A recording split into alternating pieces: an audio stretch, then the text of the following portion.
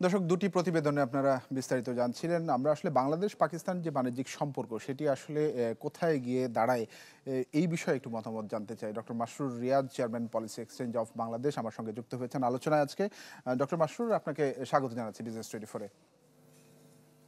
ধন্যবাদ। জি, যে বিষয়টি বলছিলাম যে আসলে বাংলাদেশ এবং পাকিস্তানের যে বাণিজ্যিক সম্পর্ক, তাদের যে 4 দিনের যে সফর, বাণিজ্যিক সফর, এটির মূল্যায়নটি আপনি কিভাবে করছেন? এবং বিগত সময়গুলো, স্বাধীনতার পরবর্তী সময় থেকে মনস্তাত্ত্বিক যে দূরত্ব, সেটি আসলে এবারের সফরকে মানে কাটিয়ে উঠতে পারবে কিনা? ধন্যবাদ। দেখেন, বাংলাদেশ আমরা রেডিমেড গার্মেন্টসে গত 4 দশকে পৃথিবীর সেকেন্ড লার্জেস্ট হয়ে গেছি। এক্সপোর্ট লেড গ্রোথে বেশ ভালো করেছি। কিন্তু একটা জায়গায় বাংলাদেশ আসলে অনেক পিছিয়ে আছে, সেটা হলো আঞ্চলিক বাণিজ্য এবং বিনিয়োগ দুটাই। আমাদের রিজিওনাল ট্রেড, রিজিওনাল ইনভেস্টমেন্ট এবং ওভারঅল রিজিওনাল ইকোনমিক কোঅপারেশন, সেই জায়গাটা বাংলাদেশ তার সম্ভাবনা এবং যে প্রয়োজন সেই দুইটার একটাও আসলে আমরা সেই জায়গায় পৌঁছতে পারিনি। এর একটা বড় কারণই ছিল সাউথ এশিয়ার যে মানে জিও পলিটিক্স এবং সেটার ইম্প্যাক্ট অর্থনীতি, ইন্টারন্যাশনাল ইকোনমিক কোঅপারেশনে। সো পলিটিক্যাল ইকোনমি খুব জটিল ছিল। সেই জটিলতায় বাংলাদেশ পাকিস্তানটা, এটা ছিল তার ভেতর আবার একটা আলাদা special chapter. In general south Asia খুব জটিল, তার রিজনাল অর্থনীতি, রিজনাল পলিটিক্স, কিন্তু তার ভেতরে আবার বাংলাদেশ পাকিস্তানের বিষয়টা একটা রোলার কোস্টারের মধ্যে ছিল। অবভিয়াসলি আমরা একটা মানে রক্তক্ষয়ী মানে 9 মাসের স্বাধীনতা যুদ্ধে, যেখানে পাকিস্তানের বিরুদ্ধে আমরা জয়ী হয়ে আমরা আমাদের স্বাধীনতা লাভ করি, এবং এর পরের বছরগুলোয় এইটার একটা বড় প্রভাব ছিল। তারপরে 80-র দশক, 90-এর দশকে এটা আস্তে আস্তে লিবারালাইজ হচ্ছিল, অনেকটাই স্বাভাবিক হচ্ছিল, যদিও কিছু দাবি বাংলাদেশের পক্ষ থেকে সেই 71 সালকে কেন্দ্র করে, সেগুলো সবসময় বাংলাদেশ কিন্তু হাইলাইট করে যাচ্ছিল। কিন্তু এর বাইরে ট্রাভেল, পর্যটন, কিছু ট্রেড, এগুলো আস্তে আস্তে নর্মালাইজ হচ্ছিল। কিন্তু 2009 থেকে 24 এই সময়টা, আওয়ামী লীগের সময়, এটা একেবারে একেবারে শূন্যতে নেমে আসে।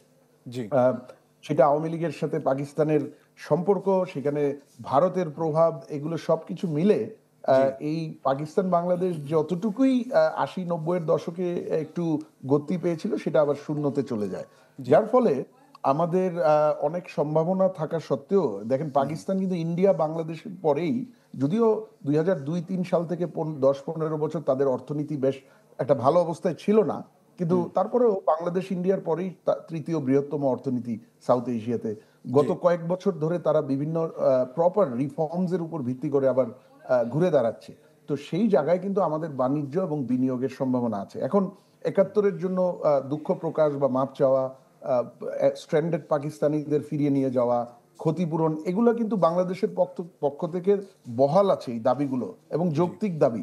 কিন্তু সেইগুলো আলোচনা চলাকালীন সময়ে যেই বিষয়গুলো উইন উইন, মানে দুই পক্ষেরই বেনিফিট আছে এবং জি, যেখানে কোনো ডিসপিউট নাই, যেমন ট্রেড, এক্সপোর্ট ইম্পোর্ট, বা ট্যুরিজম, জি, বা কালচারাল এক্সচেঞ্জ, সেগুলো তো আটকে থাকার কোনো প্রয়োজন আছে বলে আমি মনে করি না।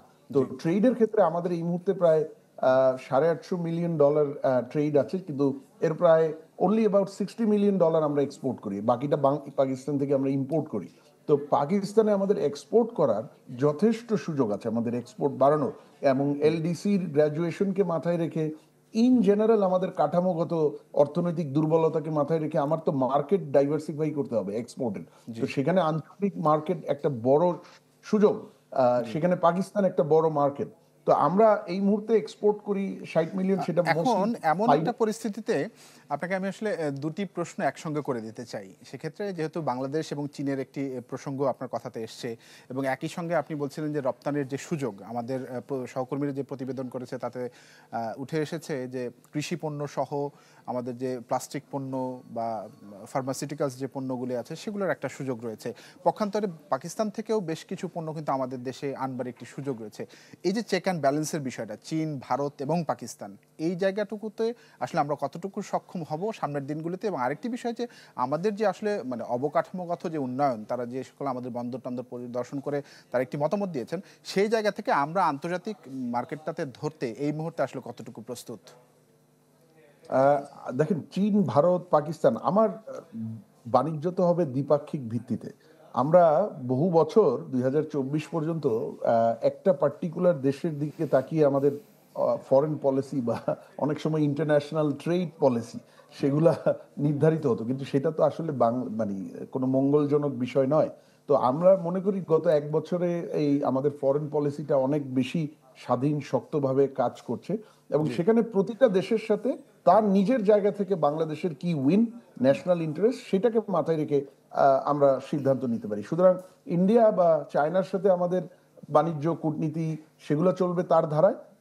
পাকিস্তান, শ্রীলঙ্কা, তাদের সাথেও তাদের নিজ নিজ জায়গা থেকে আমাদের যে বেনিফিটস আছে, উইন উইন সলিউশন আছে, সেই জি জায়গা থেকে আমাদের যেতে হবে। সুতরাং সেইখানে আমি বলছি পাকিস্তানে আমরা এই মুহূর্তে ইম্পোর্ট করি 700 750 800 মিলিয়নের কাছাকাছি, এক্সপোর্ট করি অনলি অ্যাবাউট $60 মিলিয়ন।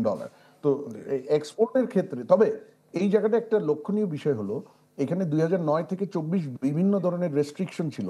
আপনি জানেন এয়ারলাইন কানেক্টিভিটি বন্ধ হয়ে গেছে, ভিসা রেস্ট্রিকশন ব্যবসায়ীদের জন্য, তার সাথে সাথে বন্দরে 100% কন্টেইনার ইন্সপেকশন, পাকিস্তানের যাওয়া আসার যে কন্টেইনারগুলো এগুলো বলবৎ ছিল। অশুল্ক বাধা ছিল আর অন্যান্য, এবং সেগুলো রাজনৈতিকভাবেও ডিসকারেজ করা হতো সেই ট্রেডটা।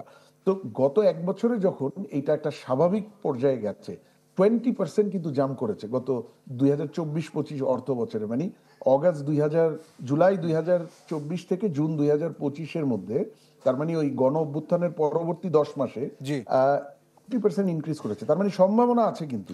তার মানে কিন্তু সেইখানে আমাদের রপ্তানির বেশ সম্ভাবনা সামনে আপনি দেখছেন, আপনি সেই জায়গা থেকে। জি অবশ্যই জি ডক্টর মাসুর রিয়াজ, অনেক ধন্যবাদ আপনাকে আমাদের সঙ্গে মূল্যবান সময় দেওয়ার জন্য।